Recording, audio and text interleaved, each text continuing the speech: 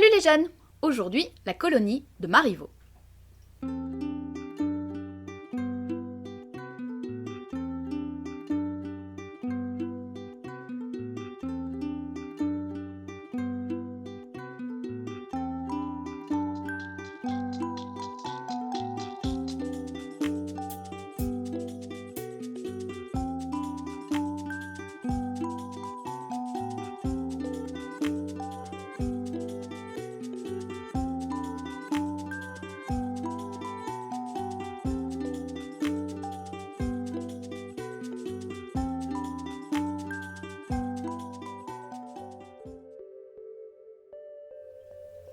La pièce démarre sur un divertissement, probablement musical, qui tourne autour de la puissance qu'ont les femmes pour mettre les hommes à genoux.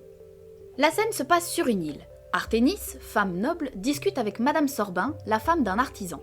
De ce que l'on en comprend, un groupe assez conséquent de personnes de tous horizons, dont ces deux femmes, s'est réfugié pour une raison inconnue sur cette île. De fait, ils se retrouvent sans personne pour les guider. Les hommes, évidemment, ont d'ores et déjà décidé de choisir entre eux qui occupera ce poste. En ce sens, ils ont fait battre le tambour pour rassembler les hommes, mais les femmes ne l'entendent pas tout à fait de cette oreille. Faisant fi des conventions sociales et des hiérarchies qui rythmaient jusque-là leur quotidien, elles veulent à leur tour assembler les femmes afin de désigner celles qu'elles jugeront aptes à diriger. Elles espèrent, cela va sans dire, tenir tête aux hommes et entrer dans l'histoire pour cette raison. Mais voici que passe Monsieur Sorbin, le mari de Madame Sorbin donc, et Timagène, homme noble qui court après le cœur d'Arténis. Les deux femmes décident de les interroger pour en apprendre davantage. Tentant d'en savoir plus, les deux femmes font disserter les hommes sur l'endroit où ils se rendent et sur la raison de leur empressement. Quand il est clairement établi qu'il s'agit pour eux de mettre en place des lois et de choisir celui qui les fera appliquer, les deux femmes tentent de montrer qu'il serait intéressant de mêler les femmes aux hommes dans ces prises de décision. Monsieur Sorbin se moque et Timagène, lui, n'y comprend strictement rien. En fait, tout cela leur paraît si invraisemblable qu'ils ne l'imaginent même pas et ne comprennent donc absolument pas la colère des deux femmes.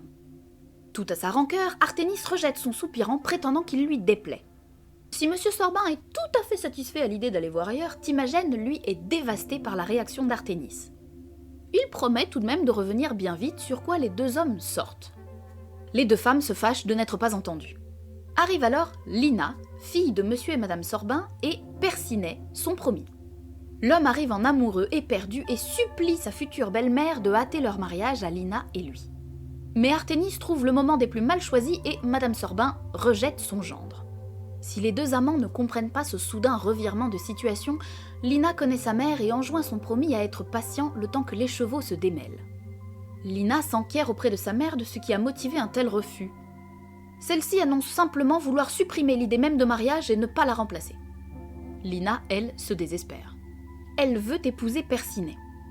Même si cela met Madame Sorbin plutôt en colère, Arténis explique à la jeune fille que lorsqu'elle sera instruite comme elle deux, elle comprendra la raison de tout cela et qu'il ne lui faut que du temps. Mais voilà qu'elles aperçoivent au loin quelques-unes de leurs amies. Les députés qui ont élu Arténis et Madame Sorbin au rôle qui leur sont dorénavant dévolus remarquent qu'elles n'ont pas encore prêté serment. Arténis s'y emploie en premier, suivie par Madame Sorbin. L'une des députées, parlant pour les autres, prête à son tour serment et promet de suivre en tout les consignes édictées désormais par les deux femmes. Elle promet également de porter haut leur combat. Une nouvelle femme arrive pour rendre hommage à leur souveraine. Toutes veulent parler mais préféreraient être plus à leur aise. Des bancs sont visibles plus loin, approchons-les. Lina, qui voit passer Percinet, veut faire appel à lui. Après tout, il est plus fort qu'elle. L'une des femmes réagit mal, mais Arténis trouve l'idée plutôt séduisante, ainsi que Madame Sorbin. Lina appelle donc Percinet. Percinet accourt. Lina lui demande son aide et le jeune homme s'exécute immédiatement, refusant de voir les mains de sa promise abîmées par une tâche aussi ingrate. Une fois les bancs approchés, Madame Sorbin et Arténis s'installent, ainsi que Lina et Percinet. Mais pour les deux souveraines, le jeune homme n'est pas le bienvenu, qu'il s'en aille. Les femmes sont réunies. Arténis prend la parole et conte alors leur sombre situation de femme destinée à être sotte, vaine et à plaire aux hommes.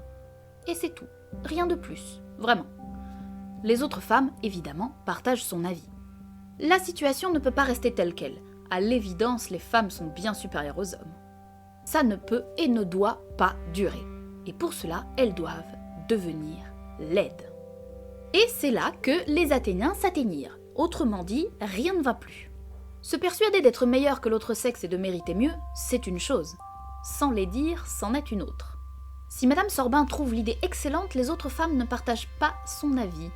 Ce n'est pas comme si Madame Sorbin pouvait s'en les dire davantage, et puis de toute façon, elle ne risque rien. Elle est déjà mariée et elle a déjà un enfant. Que pourrait-elle bien y perdre après tout ? Très très vite, les femmes deviennent plutôt vaches entre elles et Arténis est contrainte de mettre fin à la séance. Mais les autres femmes ne l'entendent pas de cette oreille, et si elles se dispersent effectivement, l'une d'entre elles fait bien entendre que elle ne désirait pas ces deux femmes pour souveraines. Lina tente de proposer un compromis, mais Madame Sorbin n'en démord pas. Arténis et elle laissent Lina sur place, la chargeant de les faire prévenir immédiatement lorsque les hommes sortiront de leur conseil. Madame Sorbin, bien entendu, n'omet pas d'interdire à sa fille d'adresser la parole à Percinet si d'aventure elle le croisait. Lina se désespère. Arrive Percinet, tout aussi désespéré qu'elle, mais lui d'avoir été ainsi chassé. Lina ne le regarde pas et ne lui parle pas. Après tout, on le lui a défendu. Mais Percinet supplie si bien qu'elle finit par céder. Elle explique que les femmes se révoltent, veulent prendre le pouvoir et ont décidé de faire des lois. Mais voici que sortent enfin les hommes. La jeune fille court prévenir sa mère. Percinet, lui, compte bien se faire plaindre auprès de ces messieurs. Hermocrate, homme noble, rassure Timagène. Les hommes ont choisi, il sera parfait pour la tâche qui lui a été assignée. Arrive Percinet, qui saute sur Monsieur Sorbin pour lui conter comme il a été durement éconduit un peu plus tôt et lui raconte ce qui s'est passé. Il exhorte alors les hommes à partager le pouvoir avec les femmes pour faire les lois car cela lui semble juste, prétend-il. Timagène n'en revient pas. Monsieur Sorbin, lui, n'est pas naïf et connaît fort bien sa femme. Il prétend pouvoir ramener les femmes dans le droit chemin et par les voir. Timagène, lui, ne s'en remet pas et ne parvient toujours pas à croire qu'Arténis ait pu prendre part à cela. Arrive Lina portant une affiche. Elle est suivie d'Arténis, de Madame Sorbin et d'une autre femme. Arténis s'enquiert auprès des hommes s'ils ont enfin décidé de changer leur manière de travailler pour les inclure dans leurs décisions. Hermocrate répond que non, bien évidemment. Sur les ordres de sa mère, Lina affiche alors l'édit qu'elles ont rédigé. Hermocrate trouve que c'est une très mauvaise plaisanterie, mais Arténis et Madame Sorbin ne plaisantent pas du tout. Timagène tente d'y voir plus clair auprès d'Arténis, mais celle-ci campe sur ses positions. Les femmes ont tout autant de talent que les hommes et c'est du gâchis de ne pas s'en servir. Les femmes leur donnent 1 heure pour réfléchir à leur position, tout en les prévenant que sans changement de leur part, la scission sera définitive et inévitable. Entre Monsieur Sorbin qui exige des explications de sa femme quant à cette pagaille. Madame Sorbin n'a pas changé d'idée. Elle n'est pas la domestique de son mari, mais sa femme. Et l'excessive et ridicule humilité dans laquelle les femmes sont maintenues depuis que le monde est monde doit être désormais révolue. Percinet trouve que la dame parle bien et le fait savoir. Pour lui, la balance penche de ce côté. Madame Sorbin appelle alors Lina pour avoir son avis. Lina est hésitante mais répond sans s'arrêter. Hommes et femmes doivent désormais être égaux en tout et pour tout. Concernant la question de l'amour et des amants, au sens de soupirant, elle est nettement moins déterminée. Son attirance pour Percinet n'a pas disparu dans le méandre des idées de sa mère. Pourtant, on lui a commandé de dire au revoir au jeune homme et de ne plus jamais lui adresser la parole. Elles sortent. Hermocrate constate que les paroles des femmes font mouche auprès de Monsieur Sorbin. Elles ont d'ailleurs déjà un impact certain sur Percinet. Enfin, Timagène admet à son tour ne pas être tout à fait indifférent. Percinet accuse Hermocrate de camper sur ses positions et que s'il ne tenait qu'à eux, les 3 autres hommes, ils auraient déjà tout partagé avec les femmes. Hermocrate promet que l'on en viendra à un compromis puisque les hommes refusent d'user de violence. Mais il lui vient une idée. Les autres hommes acceptent de se fier à lui. Il demande à Percinet de rappeler les femmes et de courir chercher une table et de quoi écrire. Il commande aux autres de se retirer, mais de revenir rapidement et armés, prétendant qu'un groupe de sauvages habitant l'île les attaque. Percinet revient avec la table et le nécessaire d'écriture. Les femmes le suivent. Hermocrate les accueille. Il leur explique que si les hommes ont été touchés par la droiture et l'attitude d'Arténis, ils ont été quelque peu refroidis par la brutalité de Madame Sorbin. Celle-ci s'échauffe immédiatement. Fin manipulateur, Hermocrate parvient doucement à dresser les 2 femmes l'une contre l'autre. Quand vient le moment d'écrire les propositions de loi des femmes, celles-ci en sont au stade où elles se lancent des saletés à la figure. Timagène arrive en courant, avec Monsieur Sorbin, les armes à la main. Il prétend que des sauvages attaquent, qu'ils ont de leur côté réuni les hommes et qu'ils attendent les femmes pour prendre part à la bataille qui s'annonce.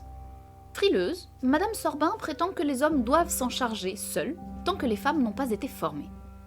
Arténis, outrée par cette réaction, se désengage de Madame Sorbin. Trahie, celle-ci se rabiboche avec son mari avant de lui souhaiter bonne chance et de repartir dans son ménage pour l'attendre tranquillement. Timagène, lui, se réjouit que le problème soit derrière eux et promet que les lois prendront désormais les femmes en considération.